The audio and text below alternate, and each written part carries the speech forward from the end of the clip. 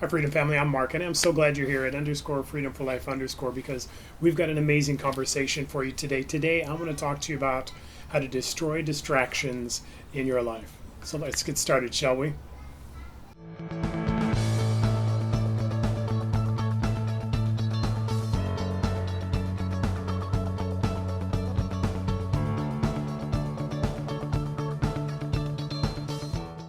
And as we're getting started, do me a favor, become part of the Freedom Family. Hit that subscribe button so you can be a part of all of the conversations that we're having. And by the way, to be a part of those conversations, hit that notification bell so that every time we have a conversation, you're the first one who finds out.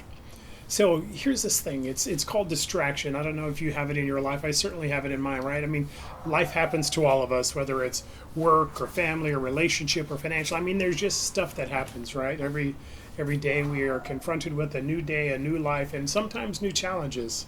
And sometimes they can get in the way of the things that you believe you're supposed to be going after, whether it's your education or it's your vocation or your financial goals or a business you want to start or a relationship you want to develop, right?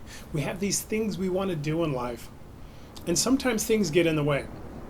And I found out that there's actually two types of mindsets that you can have. One that's going to accelerate you forward in your life, and one that can kind of hold you back and put you on pause for a little bit. And it really comes down to this. It comes down to what you choose to invest in. See, there's two types of investment you can make. You can invest your mind, your energy, your thoughts, your actions in the things that are happening around you, or you can invest in the things that are happening through you. It doesn't mean that life doesn't happen and challenges don't come up and issues and things come up that we have to address. I mean, life is full of those things, but it's also full of opportunities for you to invest in the things that are happening through you. As we understand through the Life Mastery course and really this freedom journey that we're on, you are meant and created to have an impact in the world.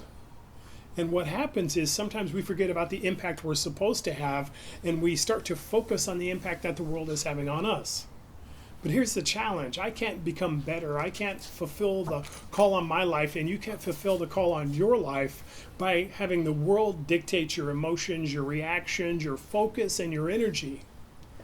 But if I can invest myself in the things that I'm supposed to be impacting, the way that I'm supposed to be investing in my situations and my relationships and the things that are going on around me, if you can have a vision for the fact that God's called you to affect all of the world around you simply because He created you that way, your life has a calling on it that is much greater than the things that are coming against you.